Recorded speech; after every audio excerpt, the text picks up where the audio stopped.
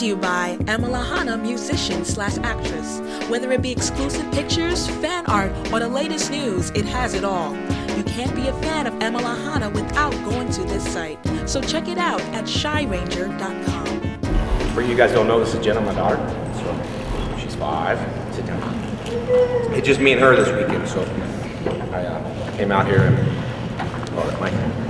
Oh, there we are. Hello, good evening. So it's just us this weekend. We came out in case someone asks you a question.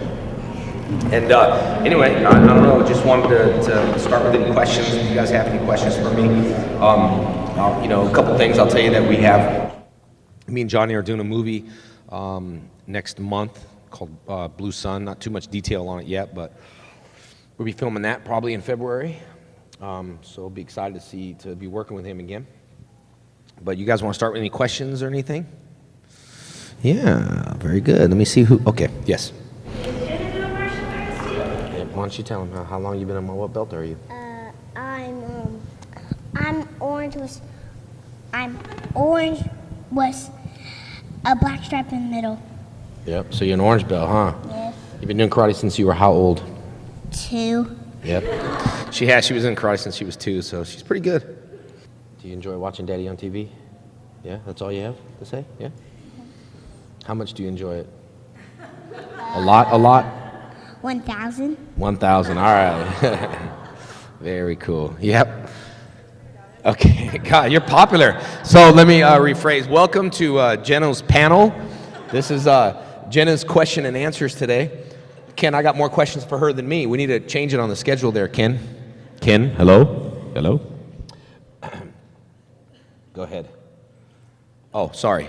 Yes, your question. I guess we need the question first before she has the answer. Well, I like my dad and Adam. You do? You like us both, right? She said that last night. She's Yes. like, I like you both, Daddy, you know. But Johnny did do peer pressure on her, though. My favorite Power Ranger? I probably like the green because I was evil, you know, and it's always fun to be evil and, you know, then turn good and stuff like that. So I'd say the Green Ranger was cool. It's the first, so it's the original. So it kind of sticks in my head more than anything. Jenna was excited, huh? You were excited that the Power Rangers were coming on again? Yeah. Yeah?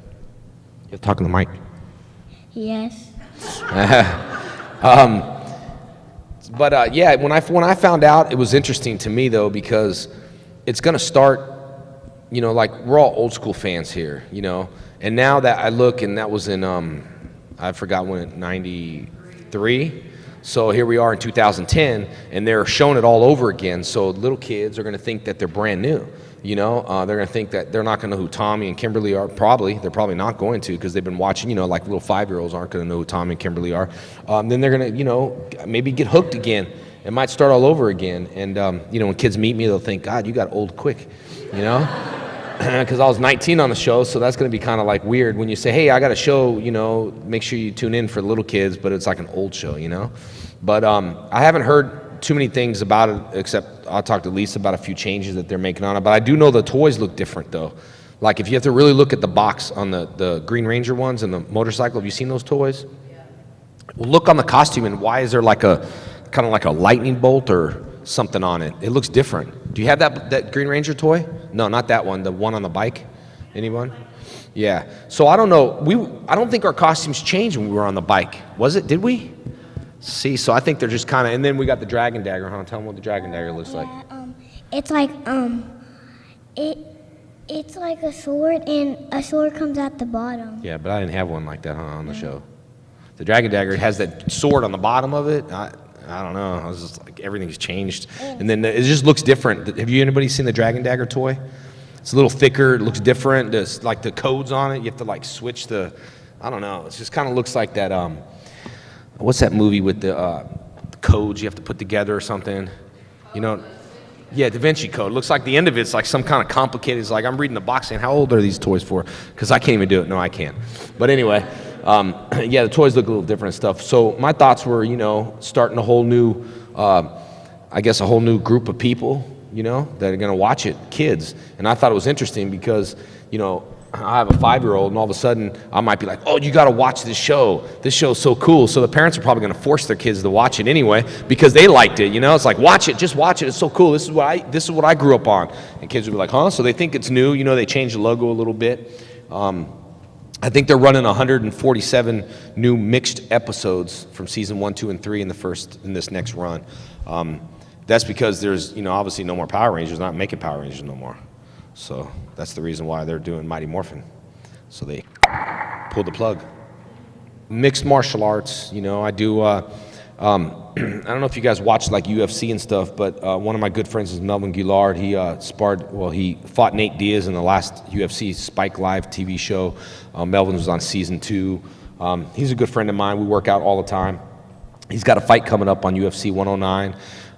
And I just been training with him, a little bit of wrestling and mixed martial arts and just, you know, training. I got a fight coming up. I told in the last panel, January 30th. I had an injury about 6 months ago at AFO. Actually, the day I showed up at AFO was the day I got out of surgery. The next day, I got on an airplane and went to AFO. So, but I got through my injury there. So I have a fight coming up January 30th here in Houston. It's at the place it's a show called Lone Star Beatdown. And it's January 30th. I'm the main event on that card. And then a few other things going along the way. But my fight manager is Sucker Punch Entertainment. But you don't have to spell out the whole word entertainment, just suckerpunchent.com. And a lot of my fans already went to the feature story called Morphed into MMA. And then you can kind of scroll down and read all of what I got going on, make a couple comments if you can, and all that stuff. You know, that'll help me out too. And that's a good way of following like where my fights are and, you know, stuff like that. So, but anyway, I got that January 30th. Me and Johnny will be filming that film in February, and then possibly another fight in February, and possibly another fight in May. You know, I did for a little bit, but I couldn't anymore because, you know, they allow so much more violence on that show. So I kind of wanted the show to be a little bit more violent, but we couldn't do anything. Like, we can't kick in the head. We couldn't do this. We couldn't do that, you know. And I mean, not that I like the violence. I just think that's why that episode with me in the hospital is probably one of my favorite, because it was like, oh, Tommy's in the hospital, thank God, you know. I mean, geez, you know, we never get into a place like that. So kind of puts like anticipation for, you know, fans and stuff like that. So, but the Sentai was a little bit violent, which I kind of liked. So I didn't watch too much of it though. Yeah, it's just movies, you know, filming episodes. We do like 2 episodes in 1 week, so we like crank them out. So we do like, you know, 60 setups a day probably. Setups are like every time you set a camera, what's 1 setup, changing angles, 2 setups, you know, 2 shot, 3 setups. So we do like 60 setups a day. On the movie, we maybe did like 4 a day, 3. So 99% of the time was just waiting around and just, you know, waiting and saying a few lines. But the production was like huge, you know, because it was like a $80 million film. So, you know, we had like stand-ins and extras. The people, you know, we didn't have to do anything. I mean, I kind of like doing my own stuff, you know, like we have people stand there for lights, and we got people for this and people for that, and, you know, can we go get food? People will get you food. It's just kind of like, you know. So I can see why the budget's so high, you know, because like hair can't touch makeup, makeup can't touch hair. You know, you got all these different people. I'll get, hey, can you fix this hair? And they're like, let me call the hair department. It's like, just get that out of my face. No, I don't do that. That's not my job. It's like, okay, jeez. But anyway, just you know, on big shows like that, you have everybody working different, you know, just different segments, and, you know, that's not their job type of thing. So that's where the money really goes. We did the Rapids. We were on the Turbo. The second movie was a lot less budget. So we didn't have, well, we actually did have stunt guys, stand-ins and stuff, but we were at the Rapids up in Tennessee, and the Rapids were, you know, I'd never been in Rapids before, so, you know, it don't look that bad. I mean, you know, the water swishes around and stuff like that. So I had a stunt double for that part, and I was like, man, I don't need a stunt double for that guy. I mean, I'll just do it myself. You know, I kind of bored sitting around anyway. They had like hot tubs standing by because the water was really cold and it was freezing out in Tennessee, so they had hot tubs. So, you know, if you're in the water, actors will go in the hot tub. See, I told you, we just kick back. But anyway, I was like, nah, I don't need to do it. I'll do it myself. And so the director's like, okay, he's like, here's what you need to do. Once you enter the water, you need to go over here and hit the rapids, then go under this water and hit that rapids and go over here. And he was telling me like what to do, right? And I was just kind of listening like I know. I'm like, yeah, okay. And he's like, now, when you go underwater, just make sure you keep your hands and feet out, like in, so they don't get caught in a rock and you get tangled up underneath the water. So I was like, all right, okay. But anyway, I went into the water, and I hit every point he asked me to do. This point, that point, this point. Went under the rapids, and I was like, under the water. And then I came up, and then they threw a safety line across, and I grabbed the safety line, and I'm just like in there like this. And then the director came out, and he's like, oh, that was good, man. You hit every point, but it was all by accidental. I didn't mean to do anything like that. I was kind of like a little scared, so I'm like, yeah, cool. The stunt guy was like, I was like, yeah, cool. I'm thinking that's the way you do it. But I was like, hope they don't ask for take 2 because I'll be somewhere else for that one. But then I'm looking at the stunt guy, and he's all dry, and all the other people are in the hot tubs. When I'm in that freezing cold water waiting for the shot, I'm thinking, man, I should have just had him do it. Look at him. He's just standing there just like, he's getting paid anyway. And I'm like, okay, we don't get no extra money for that, so should have done that. But it was all right. It was good.